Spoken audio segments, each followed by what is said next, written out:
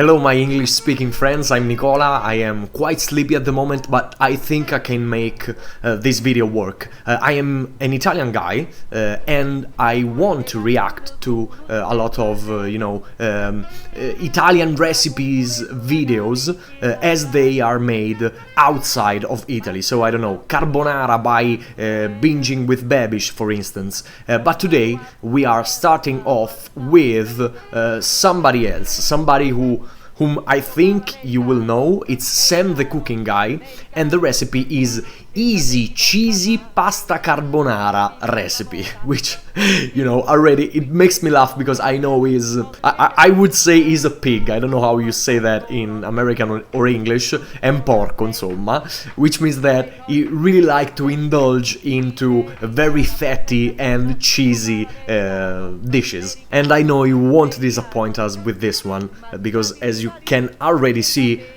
first of all, there are some mistakes in the pasta, in the carbonara, but I will talk about them while we go.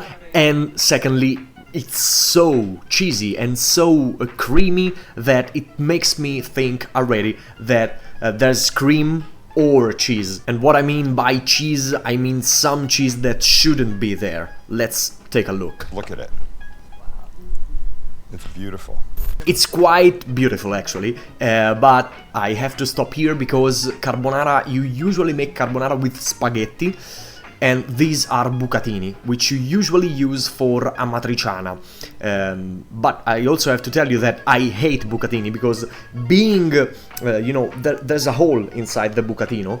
This means that when you try to suck it on, because it always happens that one or two spaghetti remain outside of your mouth and you try to suck them in. With spaghetti, this thing works. With bucatini, it never works. So you are sucking, but there's the hole that, prevents you from actually sucking the spaghetto inside your mouth. And therefore, I hate bucatini, and they are a bad choice for this kind of pasta, for carbonara. Let's continue, let's see.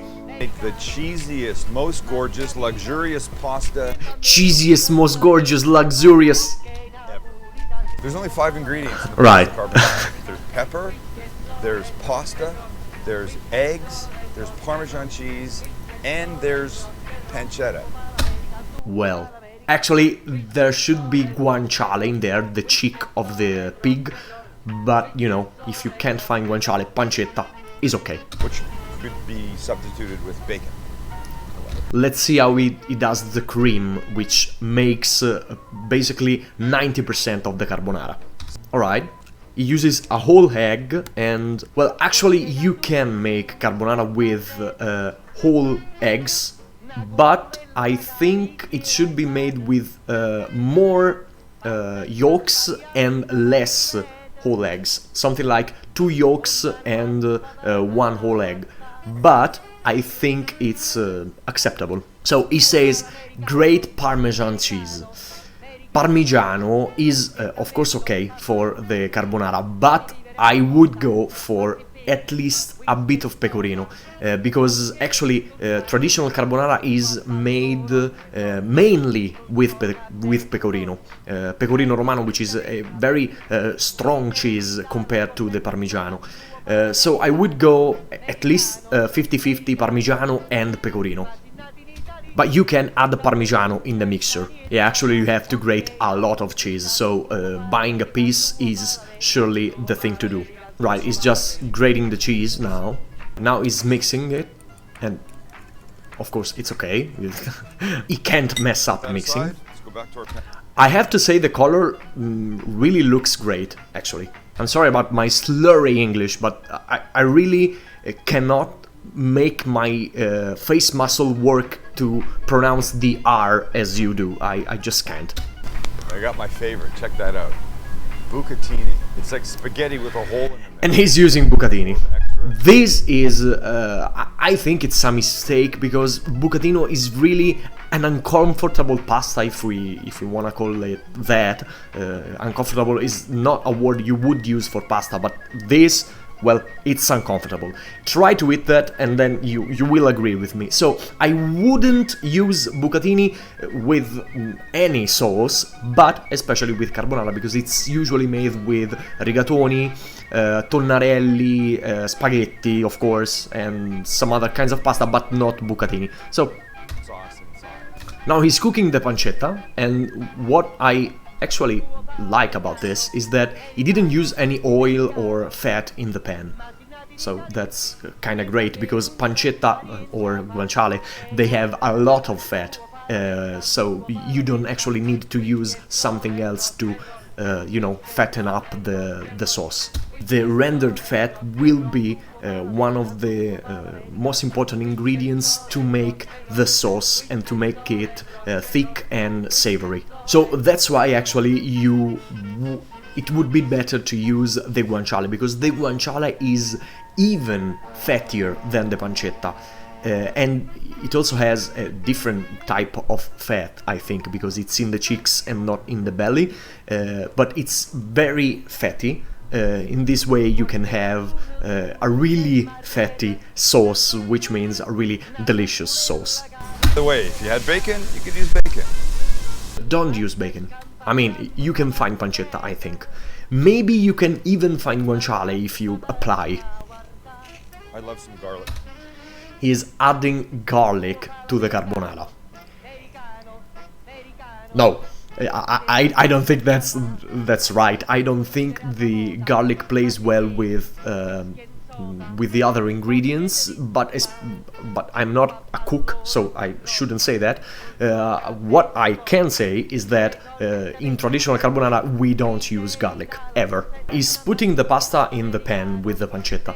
I don't think that the pancetta is cooked right. It shouldn't be as crispy as it is. It should be a little bit chunkier, so that when you you know, bite into it, and it should be guanciale, when you bite into it, you can feel the meat, and you don't feel the meat when it's all crisp like that. If you are cooking carbonara, keep the pasta pot right next to you, because you may need some extra pasta water to, you know, loosen up the sauce. Cheese and egg, alright. The interesting thing is that, and the correct thing to do, is that he removed the pot from the fire, so that, you know, the egg doesn't cook, because the last thing you want in a carbonara is, you know, are pieces of cooked egg. So it's doing quite a good job with this. The only problem is that I can see that the sauce is not enough for the quantity of pasta is cooked. We'll see. Pepper should reign in a carbonara. There must be a lot of pepper. It should be something like black. He said he did not salt this, so I really hope he salted the pasta water, because that's important actually.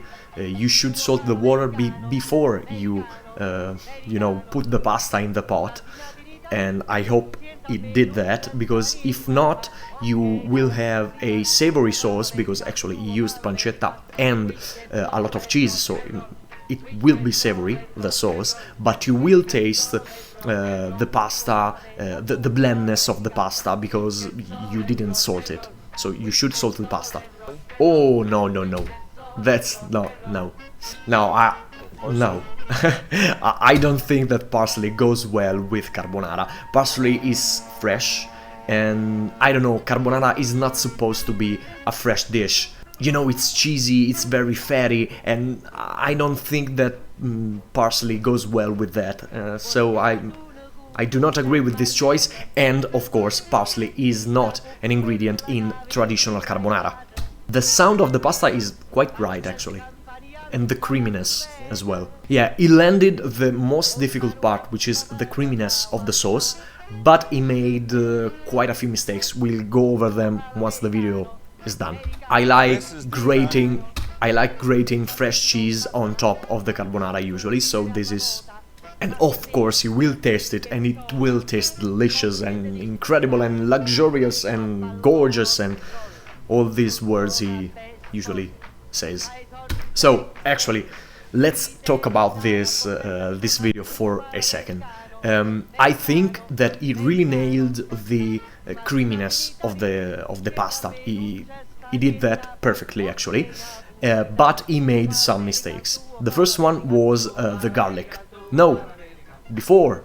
The first one was the bucatini. The bucatini are not a well... I mean, nobody uses bucatini to make carbonara here in Italy, so I think that bucatini are a wrong choice. But especially, I think that bucatini are a wrong choice because they are very difficult to eat. You can't suck them in. They are an uncomfortable pasta, as I said earlier. The second mistake was the garlic. Actually, in carbonara there's no garlic. The third mistake was the pancetta instead of the guanciale, but that, you know, it can be forgiven. Another mistake was the parsley. Actually, you don't use parsley for carbonara. I think that's quite ridiculous, actually. But I have to say that his pasta looks amazing, and I would love a bite of it, so why not?